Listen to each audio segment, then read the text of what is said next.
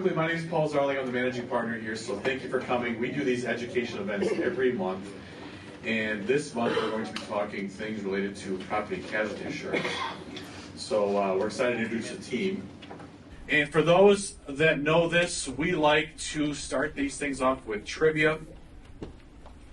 And sometimes I like to do things that are topic related and kind of a question for the crowd. You know, Justin, when he introduces people, the speakers, he likes to do weather related, which is fine. But I don't have a question for you today, but I do have trivia. And it's the did you know variety. Yes, the did you know variety. So let's start here. Who discovered Halley's Comet? What was his first name? Bill. Sir Edmund Halley. Sir Edmund Halley. And he discovered Halley's Comet because he had looked at records of a comet that had made 3 appearances. And he was looking at trends. And he was like, I'm pretty sure that's the same comet. And he forecasted correctly when it showed up, and so that he is attributed for discovering the comet. What's interesting, what I didn't know about Sir Edmund Halley, and this is where the did you know comes up, he's the first one that started actuarial tables in 1693. He was looking at data, he was looking at trends and what things could happen. So there you go, your next cocktail party. Sir Edmund Halley, comments, Sir Edmund Halley, your insurance policies. Who knew? So there we have it. That was the did you know. You can take that one.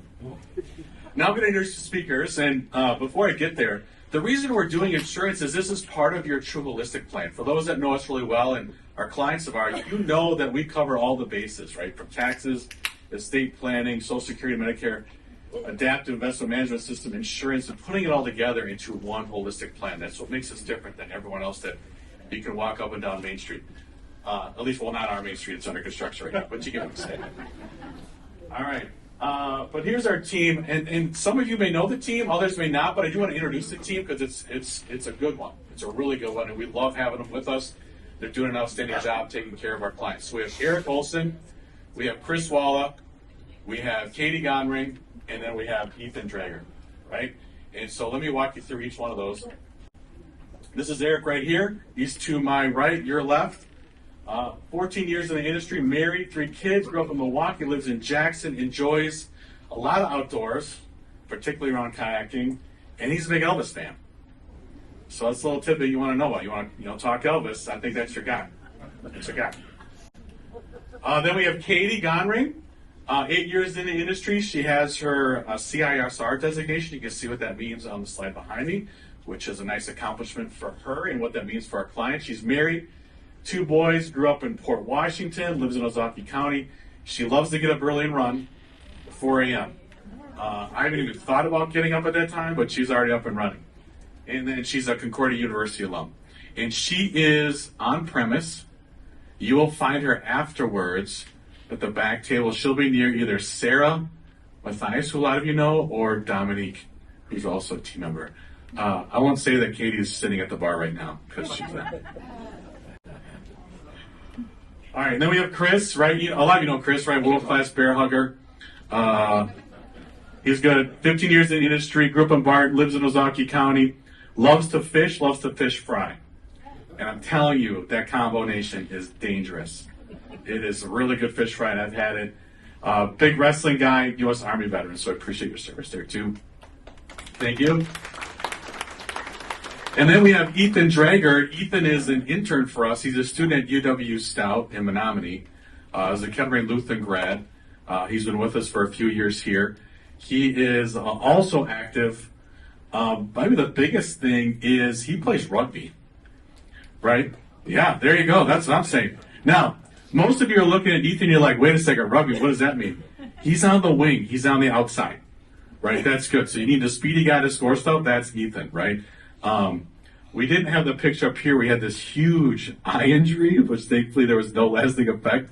But that's rugby. You got to, that's what you got to. It's part of the sport. But he's back. He's ready to go. He's back with us for this summer. He's in the office. We're excited about having him with us. So that's your team. You've got Eric, Chris, Katie, and Ethan. So with that, I'm going to turn it over to Eric to kick us off with a ton of information for you guys. So get your pens ready, and please welcome Eric. All right. Well, thank you for coming today. And as our letter indicated, we're going to serve up some insurance knowledge here. Like Paul said, we got a great team going on, and we got some good stuff that we're going to go through. We could talk about insurance all day, but we won't do that for your sake and for ours, because we do talk about it every day. But we are going to touch on some hot topics right now. So, number one question on everyone's mind: why do my rates keep going up? It's year after year, every renewal. It seems a lot of times. Many of you probably had insurance longer than I've been alive.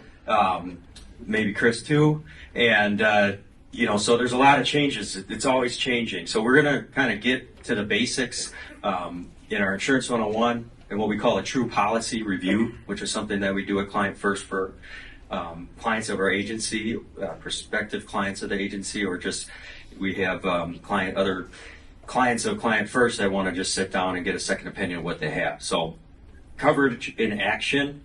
So we have some coverage highlights, a couple case studies that we're going to share, as well as some of the latest and greatest coverages that are being offered right now. You may have had your policies for years and maybe not looked at them in years, but there are things that are changing all the time, so we're going to share some of those with you. And then your insurance question answered. So as we go through, you may have questions, and to keep things on time, we're going to wait till the end, but we have some sent in questions that we're going to touch on, and then we will be hanging around afterwards to, if you want to come up and talk to us, we'll be here for a little bit to do that. So, but that's what we're going to go through today. So to start off, I wanted to, like Paul talked about, Client First, we're part of the TrueHolistic planning process, and Client First has a full-fledged insurance agency in-house. We work in-house. We're our own independent agency, and with an independent agency, what that means is we work for you. Okay, so we're not beholden to one carrier. We do have a lot of carriers that we work with, even beyond what you see on the screen there. But what that does is it gives us the ability to work for you and not for a specific carrier. When we're talking to clients, we may have a carrier that's the right coverage for you, and we may have another one that's not going to be the right fit, and we can plug it in where it applies. So, but that's the benefit of an independent agency, and it fits right into what our name says, Client First. We're here for you, not working for them. So that's important. But we have very good relationships with the carriers that we do work with, which is also an important piece of having an independent agency. We're your guy or gal that you can call when you have a question on your insurance, versus having to call that 800 number. So, and we have contacts that you won't have access to that we can get things done. So, offering personal and commercial lines, auto, home, umbrella insurance, the recreational lines, we do all that. We also do business insurance, which entails, all of the above when it comes to a business. So as you can see, a lot of carriers, some you may have heard of, some you haven't, but again, a full-fledged insurance agency, access to the multiple carriers we touched on. And then right now we're in a growth mode. Client First has had this agency. Chris started it back when Client First started, and it's only been growing. And the latest is that Client First is, continued to invest in the agency. Not only have we added some new technology like texting and ability to set appointments with our team right online, we also are adding carriers and building processes to serve our clients better. And we're knowledgeable and good looking too, so that helps. So we got the whole package here, but that's a little bit about the agency. So we'll go into our first topic here then. So why do my rates keep going up?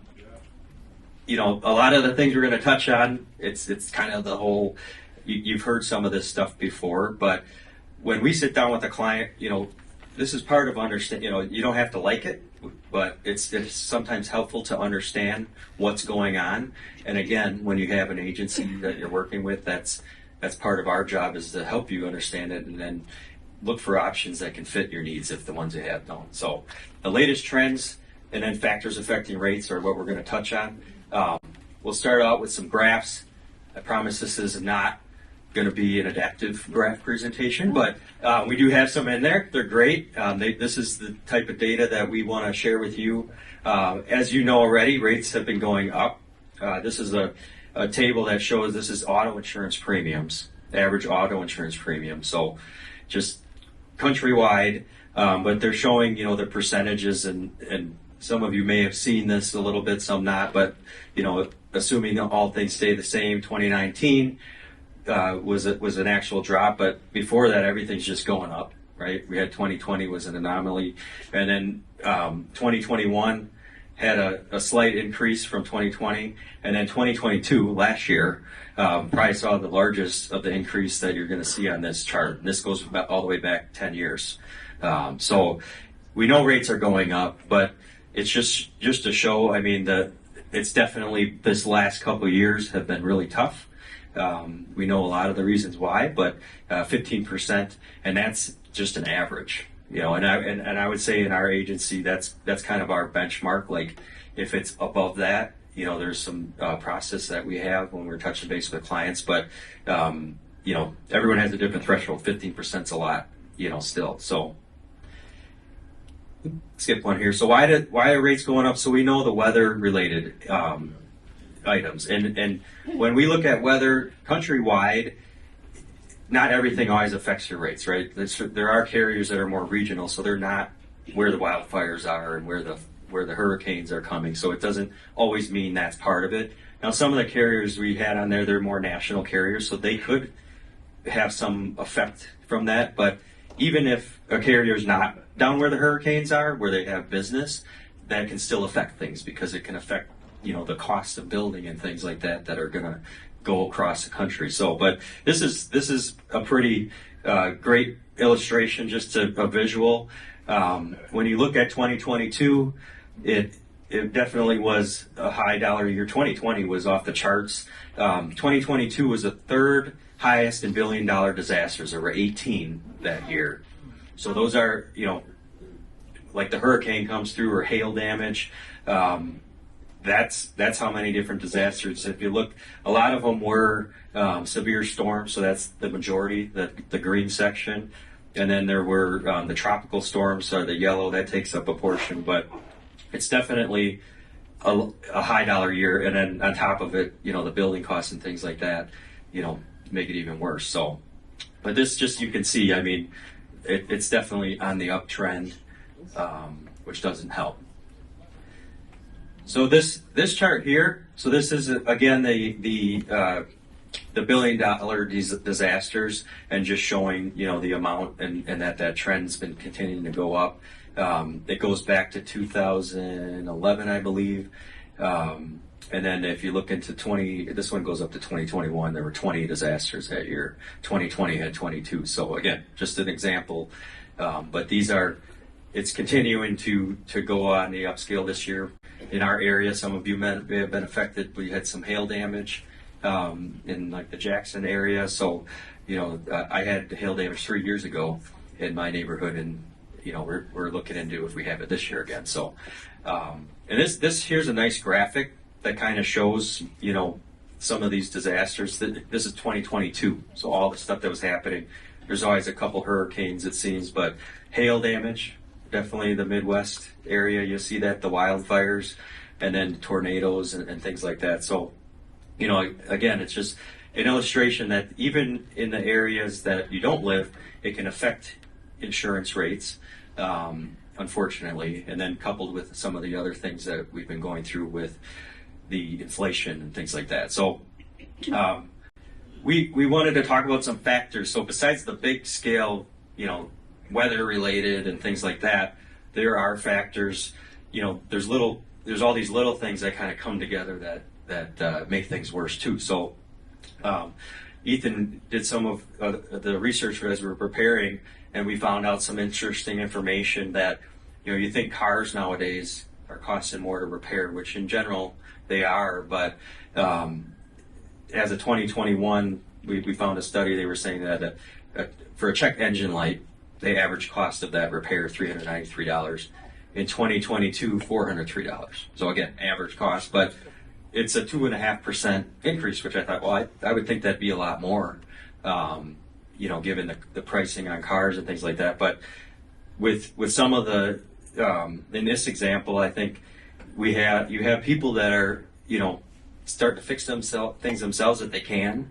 There are some cars diagnose themselves a little bit too. Labor costs they're actually showed down 0.5%, which was surprising. But there is when people start doing things on their own, you can take away jobs at some point. So, but this was just an interesting example because I thought for sure this would show, hey, the costs of repairs are up, but so this can probably had somewhat of a lesser impact than if it was double costs and things like that. Now the parts are up, so that that doesn't help. But that when prices go up, businesses need to decide, do we absorb all of that or some of that or pass it on to the customer? And if they're not getting a lot of business, if the labor costs or they're not having as many customers coming because they're fixing their things, maybe they're absorbing some of that too. So, but just an interesting fact. Now, on the other end, though, a lot of the new vehicle repair, like these newer cars that have all the technology, those repairs are definitely costing more because it requires someone that's more of a trained professional and maybe certified to do that. You can't always diagnose your own car anymore and things like that. So there are some depending on the type of car, this might not even be true for you. So, but just kind of interesting that it's not necessarily the parts and labor that's affecting things. I think what is really affecting things is the average new vehicle cost. So this was an interesting graph that showed it's a new vehicle average transaction price, and it's showing that $48,000, whereas like in 2022 it was more in the 44, 45 range. So there's definitely that going on the uptrend definitely affects auto rates negatively because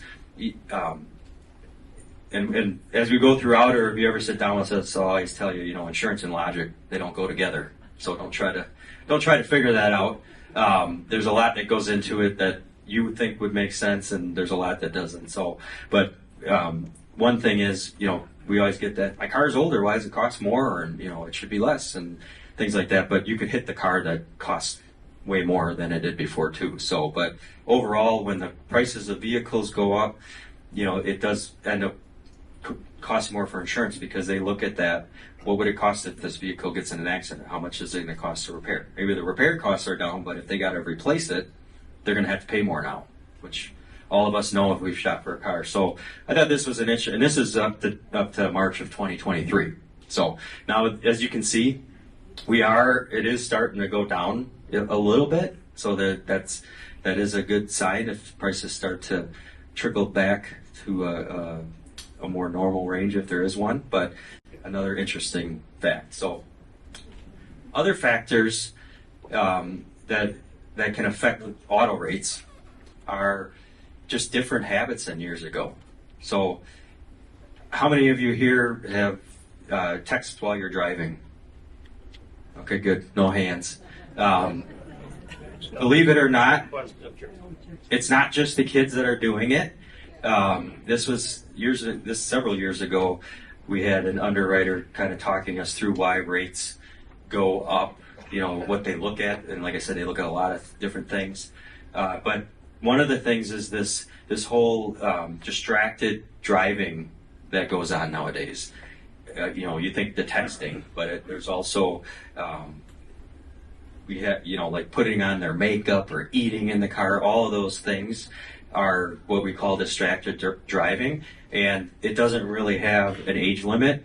Now, if you look on this chart, 30% is the highest demographic, and that's ages 25 to 34.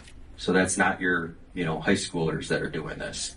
So, but if you and that in turn can affect rates because they don't you can stereotype, okay, this age young driver costs more. We know that. But when you can have just about anybody driving and being on their cell phone, they can't necessarily, that's a harder thing to rate for. So that's another thing that factors in because there are a lot of accidents that you can attribute. Distracted driving equals about 9% of the fatal accidents that happen. It's because of distracted driving. Auto insurance premiums increased about 16% since 2011, correlating with an increase in distracted driving accidents. So it's definitely an impactful thing. And again, you don't have to be doing it, but because others in your age group are, they just know, hey, we got to factor this in. So that has been one that wasn't there many years ago. Repair costs have always been a thing. We know medical costs, that's always been crazy, and litigation costs, one call, that's all. I mean, that's one of those, you get in an accident and now it goes into a trial. I mean, those things all affect the rating. So that's kind of what goes into some of that. But it is interesting because this is a new thing that wasn't here, 20 years ago as much. So always changing. And then as insurance companies get more sophisticated in their pricing, as I say, sophisticated with quotations, they look at all sorts of stuff. So that's something too with insurance. It's very discriminatory. They look at your age, they look at where you live, they look at, of course, driving record, things that make sense, But credit rating, that was one that happens many years ago now. But I'm sure many of you have experienced, or when you learn that, we're like, why are they looking at that? And it's because someone that looks at numbers in the back room said, hey, I see something with a trend here. So there's a lot of things that go into rating, and so we kind of just highlight that here. But like the marital status, the car make and model. So like not only the value of the car, but they'll actually look at an example I used from years ago, like a Chrysler minivan was one of the highest rates of theft. So they'll even look at those type of trends on how they rate and price the policy. It's pretty crazy. So I know there's a lot more too, but going to the car make and model, many of you have probably heard of what's going on in Milwaukee with these Kia and the Hyundai stuff. There are insurers that we have that will not, if you own a car and you're in that area, your policy is denied. So they won't even we can't even quote them. Yeah. So it's gotten that bad. So, and it makes sense, but that's kind of a very public example of, they look at these statistics, not only of the values, but what happens with the car pricing and theft rate, how easy it is. So insurance score, so that is something, it's kind of like a credit score for insurance. And insurance companies, we actually have some information, Chris is going to touch on it too. There's something called a clue report that insurance companies look at that kind of can pull up old claims and things, but then credit and just the overall makeup of your household. It could be if you're married and your ages and things. Insurance companies have what's called an insurance score at times too. So this is nothing you can really control, but this is again just an example of how sophisticated they've gotten. A little over the top, but they have basically a way to kind of say, hey, all these factors, this person gets this score.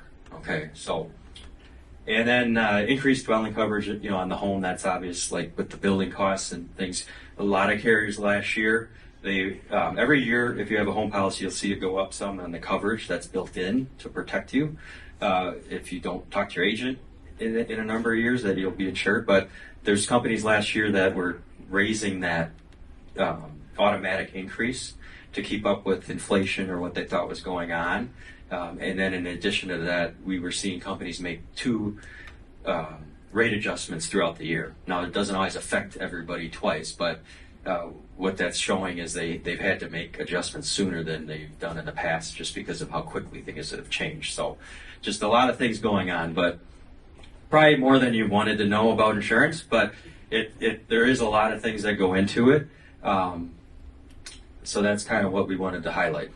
And then the factors, so on the home, the auto is probably the one that's the most touchy, but we know homes have really been going up over these last couple of years again. So that we touched on with like the building costs and things. We know inflation would be a key part of that.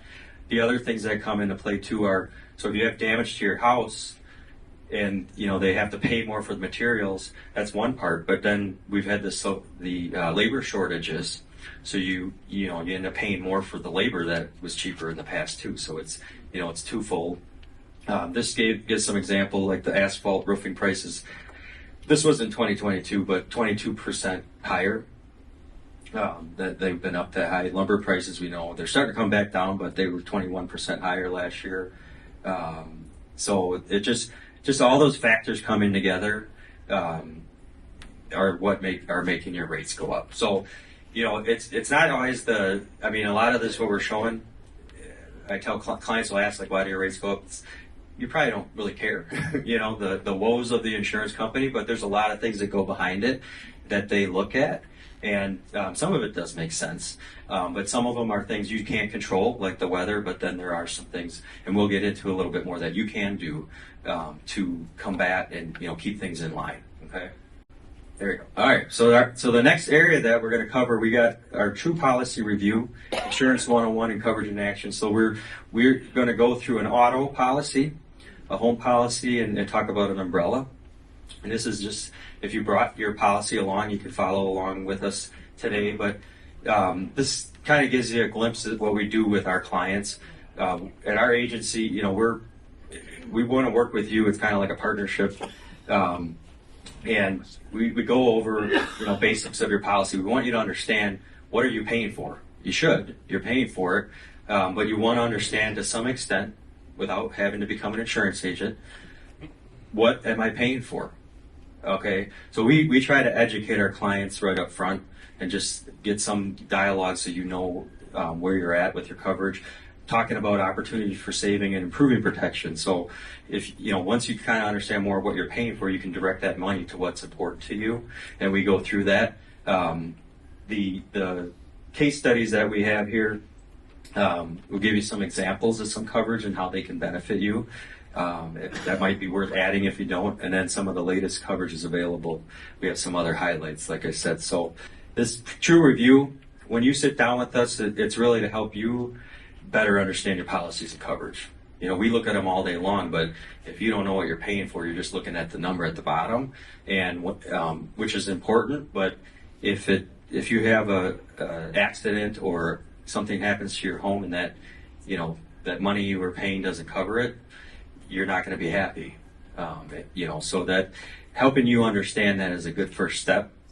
Reviewing why things are set the way they are. So this is more of an active conversation. We don't, if you gave us your policy, we can definitely quote the apples to apples, but we're not here to just, spit out a quote based on what it has been in place for who knows how long.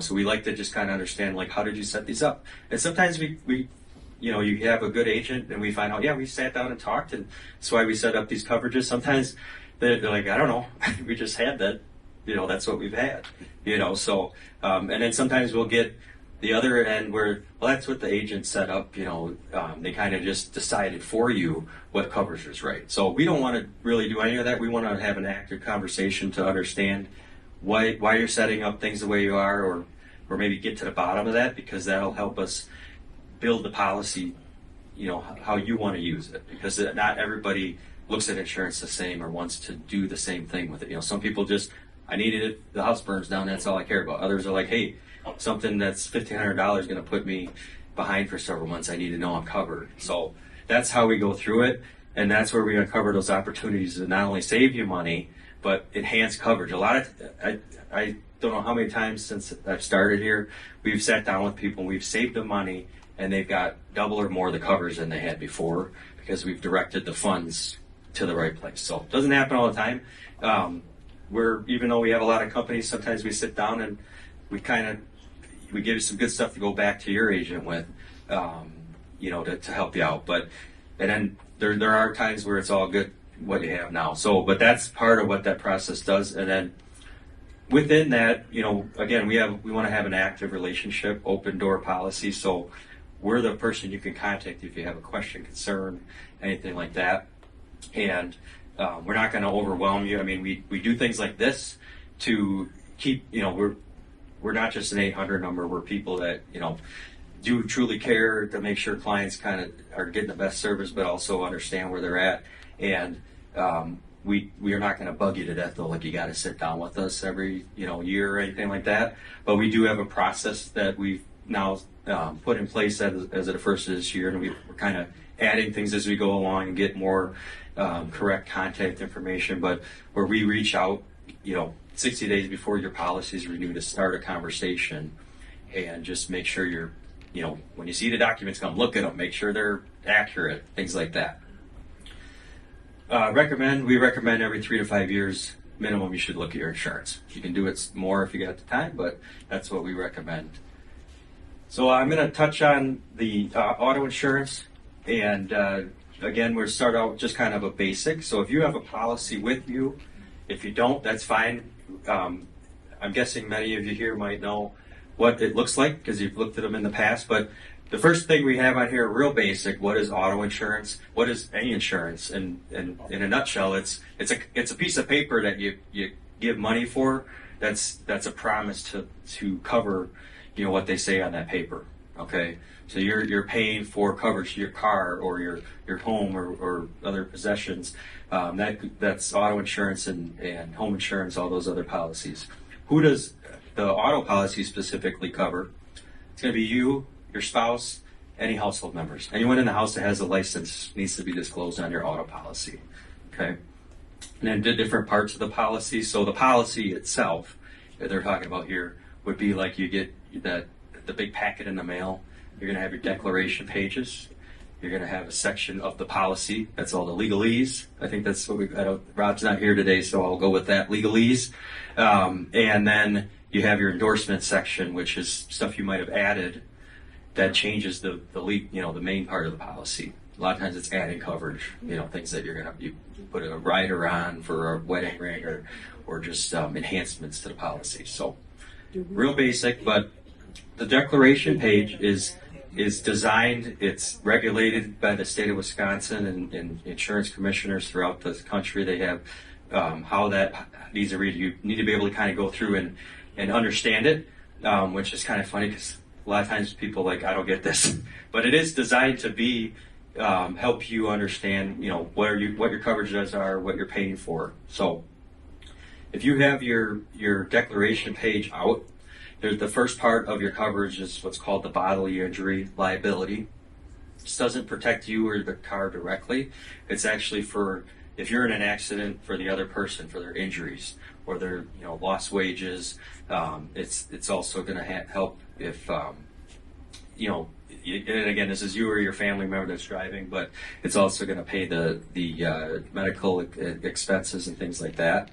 The property damage liability coverage, that one is for their car, so that would cover their vehicle. So these can look different on your policies. There's two ways you can see it. One, there's one big number, and we call that a combined single limit. And then there's another one where it's a split, and you'll see 3 sets of numbers. They'll have it a number per person for the accident, a number for the total for the accident, and then property damage. So we definitely sit down with you and go through and share what we recommend, but those are the first parts of your policy, the top half, which then goes into the uninsured and underinsured motorist coverage.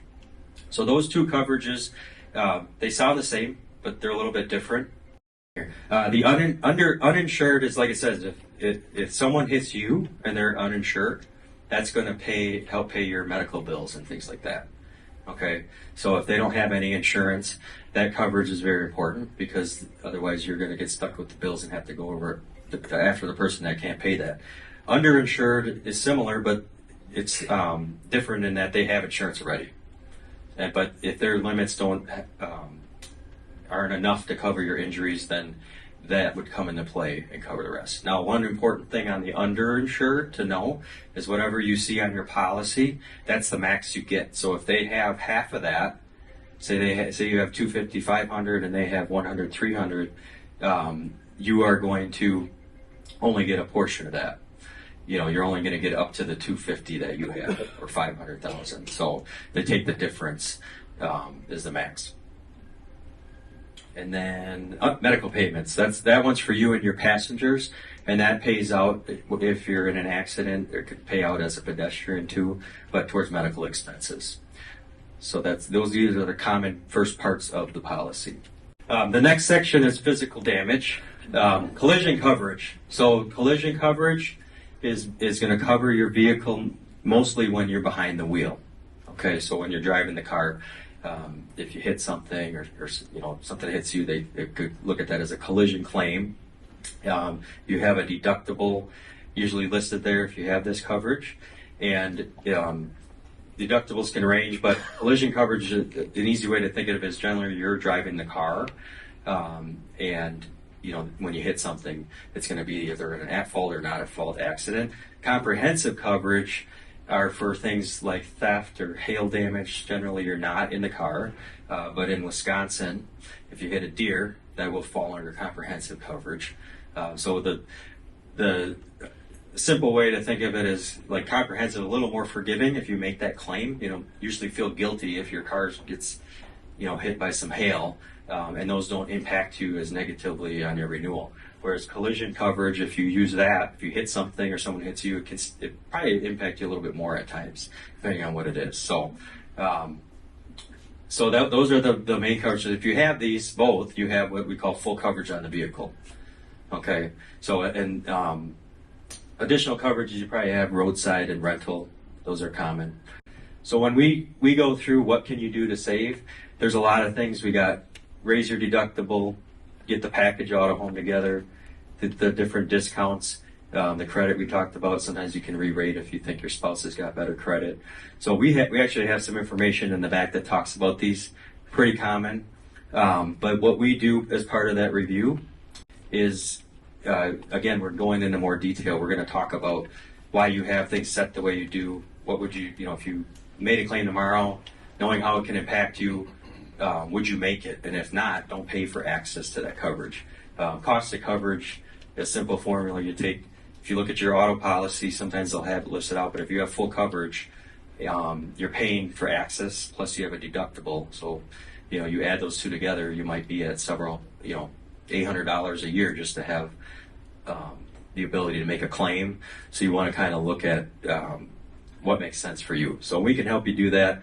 Vehicle value discussion, we go through a lot of that with clients. We'll run what the Kelley Blue Book says to kind of see what it's saying. Is it still worth insuring?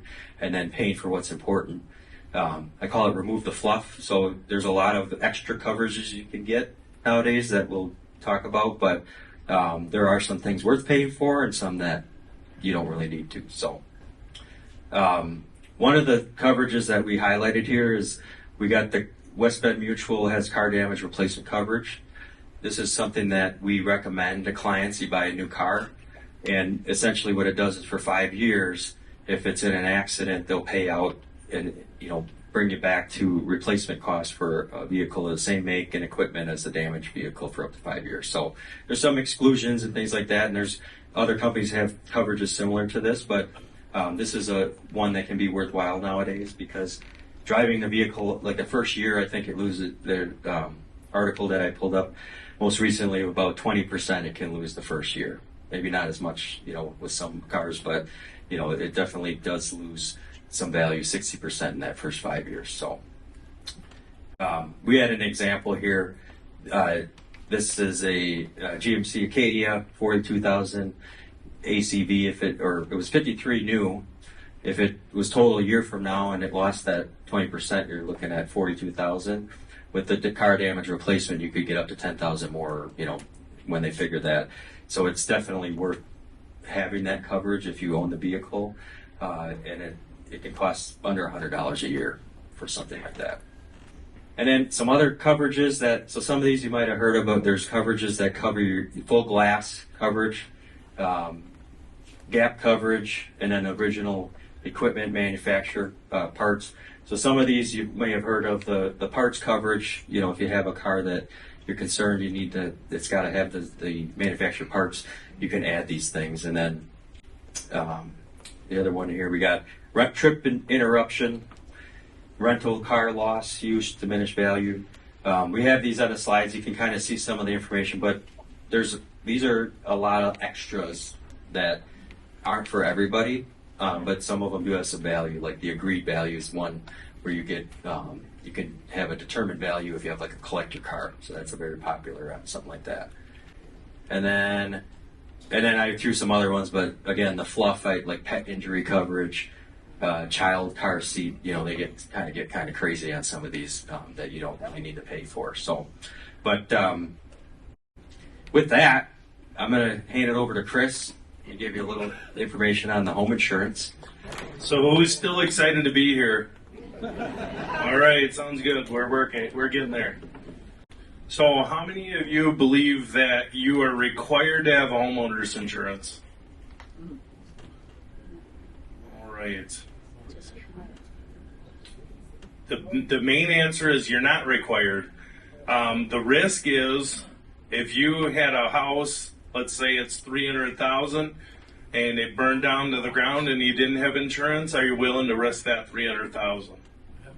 Same thing if somebody were to get injured on your property and you're liable for it without homeowners insurance on the liability component of it, are you able to cover the cost that you would be liable for? So best bet is it's almost always the right move to have homeowners insurance. And one thing we never want to do is we never want to skimp on it. And let me say it another way. We never want to skimp on homeowners insurance. We always want to make sure that our replacement cost of the home is what our home needs to be replaced by. And we use some tools. We use replacement cost estimators for that. We go through our true review and then review square footage, type of roof, type of siding. All those are different factors and what our insurance value should be on it. What type of coverage is provided by homeowners insurance? The main thing is the dwelling coverage, the coverage A. That's the coverage for the building itself. The second part is detached structures, coverage B. That's typically a shed or a detached garage, and usually most carriers go about 10% of the coverage A for that. Third part is coverage C, which is your personal property.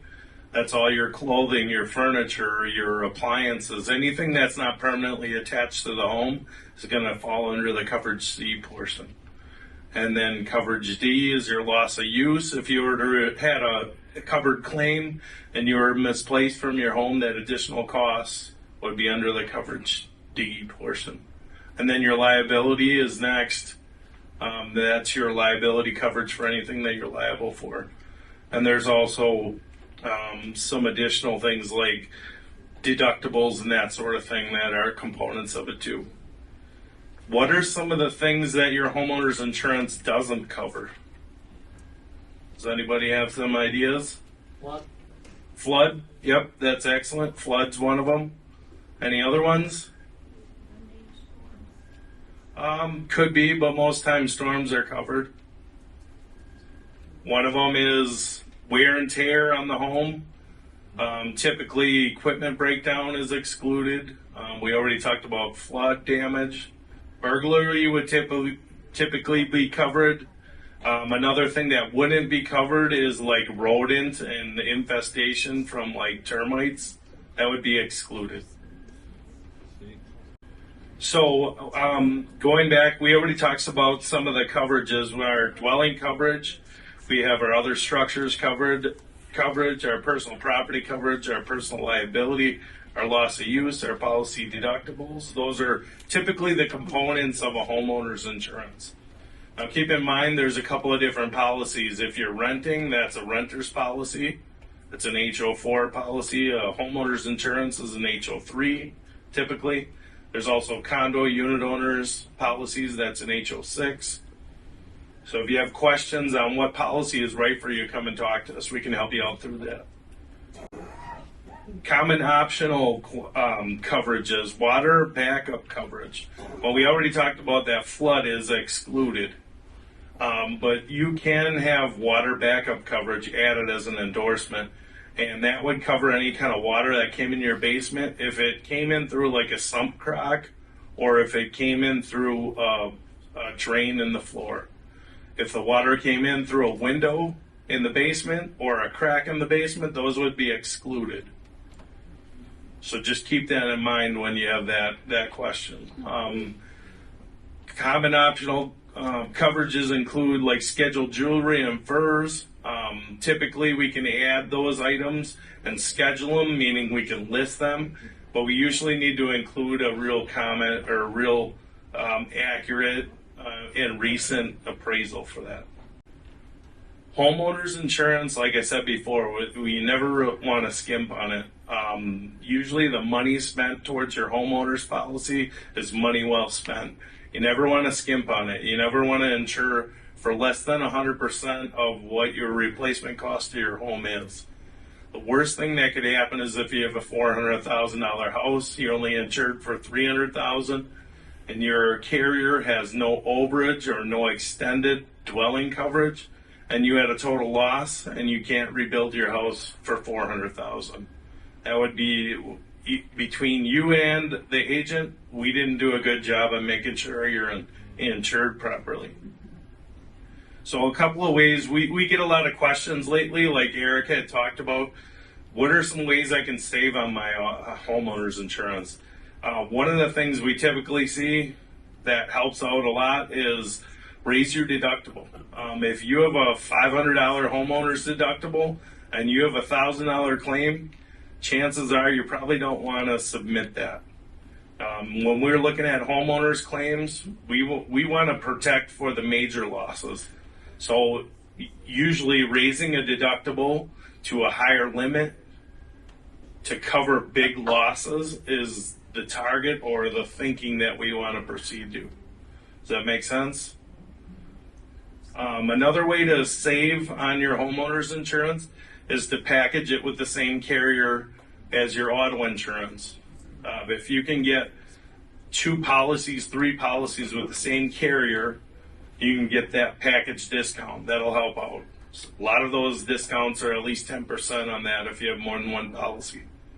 Another way to save on homeowners insurance is to install security and safety devices.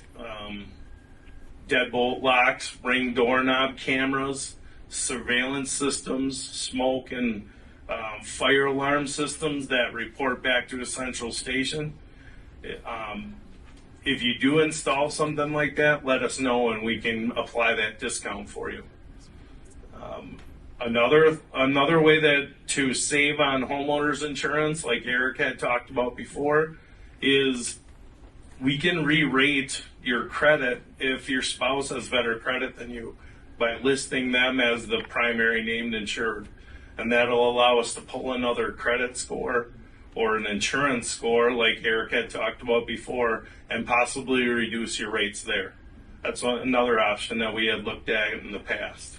All right, we already talked a little bit about the deductibles, and the mindset should be that we're trying to cover our home for major losses. So in that particular case, having higher deductibles is worth it. Typically, that homeowner's insurance premium will come down substantially if we have higher deductibles. The instance that we had before, $500 deductible on a $1,000 loss, will almost always probably talk you out of it on submitting that claim. Anytime that you have 2 or more home claims, you exclude yourselves from a lot of the primary carriers. That shows a claims history. It goes into that insurance score that we had discussed before, which is part credit, claims history, location, things like that. We always want to try to plan for a higher deductible to save the money. Replacement cost estimate. One of the things that Eric had talked about before is every year part of a homeowner's insurance, they put like an inflation guard in there where they increase the dwelling coverage by typically 4% is where we're seeing in the industry. But if you don't revisit that replacement cost over 10 years, that dwelling got inflated insured value quite a bit. And one of the ways that you can revisit that is to run your home through another replacement cost estimate to dial that replacement cost back into where it needs to be. We see at times some discrepancies between insurance values if you haven't looked at it for 10 years versus what a current replacement cost estimate would be. You might also find the opposite too, where you're underinsured in that case.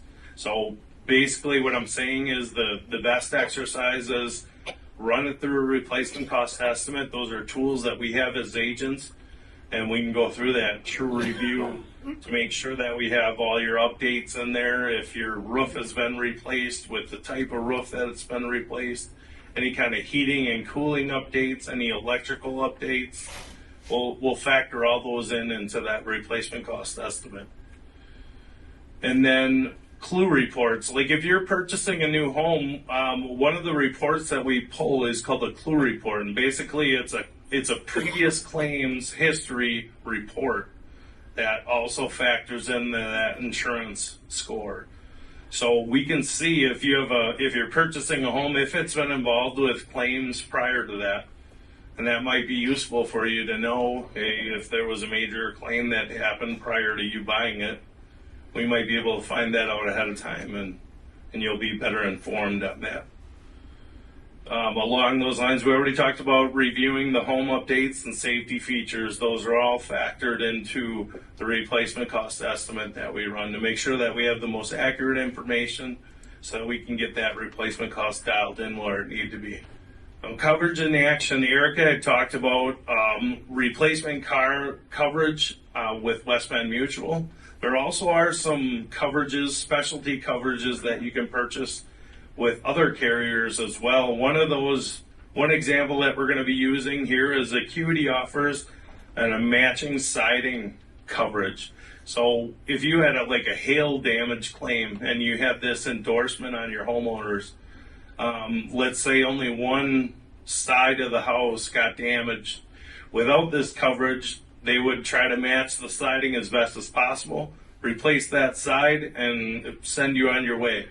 A lot of times we know with siding that stuff fades, or it's a specialty siding that is custom. With this endorsement, you can pay the limit or pay the premium for the endorsement, and you can purchase it in coverages of $10,000 increments up to $40,000. So what happens is if you had a loss to one of the walls, here's for instance, on 5/19/2022, there was hail damage that occurred to a Wisconsin home, and two sides of the home sustained damage, and the other two didn't. On the damage side, you're looking at a coverage paid out amount, a claim amount of $12,582. The siding match for the undamaged side is $17,778. And so with this endorsement, you were able to re-side the whole house matching siding. Total claim paid $29,360, and minus $1,000 deductible on that. So just to keep in mind, there are some additional packages out there that might make sense to include in your homeowner's package. And if you have questions with that, just talk to us and we can walk you through all that. Like I said, we're not beholden to any single carrier, but we work with a bunch of them, and we know the different carrier specialty add-on products that might be important.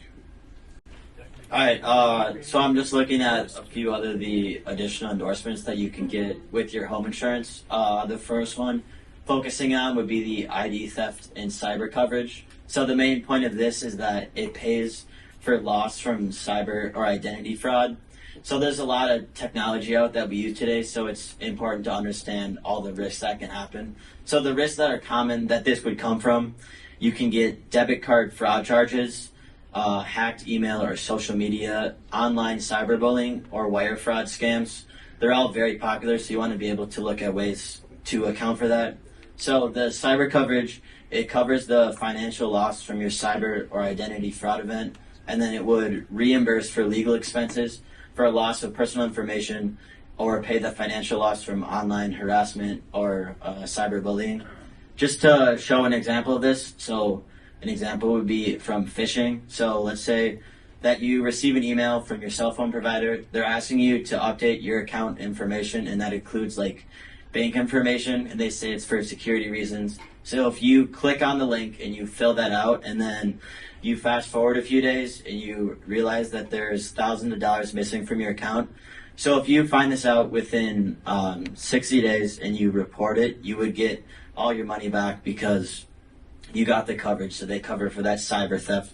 When they took your money, you would get that paid back with that coverage. And then, so the next one, the matching roofing, very similar to the matching siding that Chris talked about. So it would match the roof coverage for undamaged roofing. It's the same case. So if you say half of your roof is damaged, if you have this, it would pay the coverage for the entire roof. The big thing here, it has that same $10, $20, $30, or $40,000 limits, and this is only for HO3, so that would be only the home policies. So the main thing of this is to cover the wind or hail damage, and something a little different is it covers color fading that can happen, and then any mismatches that are possible from the texture, any dimensional differences, obsolescence, or discontinuation of materials, supplies, or parts. Something to focus on with this is just the fact that it does not cover the mismatch from aging, weathering, oxidation, wear and tear, marring or scratching, or deterioration. So that's the matching roofing portion. Moving on to the service line, that focuses on the underground piping or wiring services to the dwelling. It has, it's basically when the line for your waste or sewage, water, gas or heat, electricity, or the internet access and cable. The coverage for this is up to $10,000 with a $500 deductible, and you can use it when it's damaged by wear and tear, mechanical breakdown, the weight of vehicles, electrical current, freezing, animals, or tree roots. Just to provide an example of something that could happen. So let's say that a tree root grows through a sewer pipe that causes a leak. So just thinking about the damages, well, say for example that the excavator costs $4,000, the replacement cost was $2,000, and then the lawn repair was $1,000. So that equals $7,000. Then you have to get your $500 deductible. So that would be $6,500 back, and that's under the $10,000 limit. So you would get that full $6,500 if that were to happen. Go to the mechanical breakdown, would cover the sudden and accidental mechanical or electrical failure. So this one has a $50,000 limit with a $5,000 limit for equipment that's 15 years or older. You get that $5,000 limit. Some popular covered equipment would be your washers and dryers, heating and cooling systems, refrigerators, generators, and televisions. The homes this is available for is the HO3, so the home, and then also the HO6, which would be the condos. So just to show an example of this again, we'll say that your 18-year-old air conditioner, it cracks a coil and it loses the liquid coolant. So the replacement cost is $4,800. So then you get the $500 deductible. So it goes down to the $4,300, and that's under the $5,000 limit that you have for your equipment that's 15 years or older. So you would receive that full $4,300 from that. Well, thanks, Ethan. Give Ethan a hand. He's currently doing his licensing, so we're hoping to have him up and licensed soon. So I know we're at our time, so I want to respect that. If you want to hang, I'm going to kind of close this out, but if you want to hang for a few minutes, we will cover the questions that were submitted. So I'm just going to highlight that, and one of them is the umbrella. So before you leave, we would ask that you complete our survey. So if you want to leave before we finish up, you can do that. There's a barcode on the top that you can scan. And then we want to remind you that, answer as much as you can, but let us know how we did at the end. And we went over a little time, so it's okay. We know that here. Their next presenters are the TrueHolistic team on June 21st. So be sure to come for that. We're only having lunch that session. But the weather will be even warmer than this. I won't guarantee it because we're in Wisconsin, but look forward to that. And if you thought the insurance team was knowledgeable and handsome and good looking, we got the TrueHolistic team. So there you go. They're close. They're close. Yeah. We got Chris, so it puts us over. And then always remember, we're here to secure your financial confidence. So you can always schedule a no-fee consultation. This goes for our other services besides insurance, but especially insurance too. We're here to help. So that's it. So I'm going to go back now. If you got to go, we're fine. We won't call you out. But I did want to cover some of the questions that everyone had. We tried this time, so we thank you for doing that. And one of the first questions was a really good one. It was about condo. In a condo, what exactly would loss assessment cover? Some examples, and if someone's sidewalk or driveway needs replacement and everyone gets assessed, would cover that. So, to be brief, of course, every policy, we'd have to take a look at the language, but the loss assessment coverage is just that. It's for a loss. So, the example on the bottom, if it's just, the city's coming in and saying something's got to be replaced, we'd have to see would that be covered, because that's not a loss. Okay, where they're coming into play, an example would be, say there's a fire, okay, and the damages that occur are $300,000 or $350,000, and the policy of the association has those only $300,000. That $50,000 could be assessed to the residents, and that's where the loss assessment coverage could come into play. Okay, so if there's a loss, that's where it could come and help you, and it's very inexpensive coverage. But condo policies are definitely something you want to have your agent look at and make sure you understand, because there's some co-insurance going on with the association a lot of times, or not. We find out that you want to know about. So great question. Thank you for submitting that. The other one, we just had a shed built. Do we have to list it on their insurance? So Chris touched on other structures coverage on a home policy. So that's the first area you're going to want to look for, because if it's a detached structure, that's where the coverage could come from, and you may have enough already. If you just built it, you'll know what you paid. You can look there. Sometimes there's a number. Some of you may have like West Bend Mutual, and that they do combine. They have a blanket policy. So, and then do you have to list it? That can depend.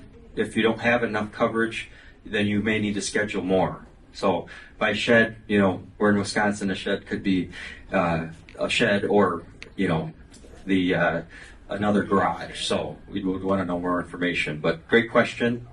Never assume you have coverage. It's always better to ask. So the umbrella policy. So we didn't go through this with time, but the umbrella policy in a nutshell is a excess liability policy that goes above any other policies you have. It's inexpensive coverage compared to, what you get. They usually start at $1 million of coverage, and it's there to give you another layer of protection if you, say, caused a major accident that you're going to be liable for. So many of you may have an umbrella policy. A lot of our clients do at the agency, but it's good to know what it is before you pass it up. It's not required. And it's definitely recommended, though, but we can tailor it to what would be right for you. So, but yes, on every policy, it needs to cover what other policies are underneath it. That's all gets disclosed. And then the last one is about claims. So we had the hail recently, and one of the questions we had was, what's the correct process to start the claim? Should you be concerned about it raising rates? And then who should you trust for getting a quote? So the correct process, there's many ways you can start the claim. You can call the company, some you can go online. We recommend, if you're a client of our agency or if you have an agent, you can start there if you have those questions. If you're deciding, do I need to file this, or what's going to be the process, that's the best place to start. Your policy will have some information of where you can call, but we recommend in the agency to call us, because we can have a dialogue before we officially file the claim that could, as we go on to the next question, impact rates. Okay, so should you be concerned about it raising rates? I always tell people that if you use your insurance, it can be used against you later. Yes, and we can give you some guidance on how the claim might affect you. For example, the hail we just had with West Bend, they call that a catastrophe claim when there's a lot of claims in an area. Oftentimes that won't impact you as much, and with West Bend, they don't count that first one against you. So, but the carriers will vary on how that works. But just assume that if you use your insurance, it can be used against you later. But we can talk through the exact case to give you more guidance. And then the last one is who should you trust for getting a quote for damage?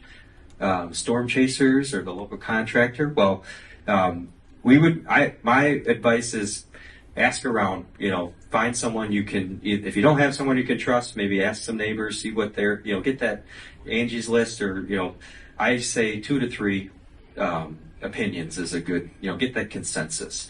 You call the insurance company, they will send an adjuster out. I'm a little skeptical, so I always like to have some information before I go off of what they're saying, and that's my advice. And then we're talking like a roof claim or something like that. So, but yeah, it's really up to you. Like a lot of our clients called West Bend Mutual, and they'll come out and they will assess what's going on and tell you what they'll pay out and things like that. You can go to the contractor later, but it's really up to you. And again, there's no right or wrong way to start the claim. We recommend you call us first, and we can walk you through that situation. So, with that, we're done. Sorry again for the over the time here, but does anybody have any questions? Yes. If someone, well, we're in a condo, but if somebody was coming down the street, young, whatever, and they were going like a maniac, and they plow into your house, in your garage. So, number one, you have structural damage to your garage door in your house. Your car is inside, so they damage that. Does it go all through their auto insurance, or will you end up having to use your homeowners, condo policy, whatever, besides? Mm-hmm. So the question was, if you're, for this example, she lives in a condo, driver off the street hits the condo garage and then damages the building and the car. So if the person has auto insurance, their insurance should, that's who we go after and cover those things. If there wasn't, or if you were having to make a claim that involved the structure and the auto, a lot of times that's 2 separate claims. Now, a lot of the carriers we work with, you can pay 1 deductible. So, but yeah, they hit like that property damage we talked about on the auto policy. That's where that coverage could come from, and then whatever property of yours they hit is what could be paid out. So, yeah, good question though. Yes. I had 2 people out for hail damage. One guy says it's a little bit question. One other guy said you'll get the claim. Now, if you turn in the claim and let's say the insurance company doesn't do anything, is that still a claim? Anytime if you call the claims department and they document the situation and they don't pay anything out, it shows as an occurrence. It can show on that clue report. Okay. Now, how that affects you depends on the carrier. Okay. West Bend, for instance, you can actually make an inquiry and they don't even do that, which is kind of like why we say call us, because we can answer some questions. But yeah, if we call it like a $0 claim, it'll actually show up. If we run you quotes, it can show up at other carriers, and some do. Believe it or not, they'll charge you. That's that sophisticated rating. They'll say, "Oh, you almost made a claim, so you're right to make one." But yeah. So that's why I recommend if you talk to 3 contractors, they're all saying, "Yeah," you can feel confident. I'm going to have a claim. So yes, ma'am.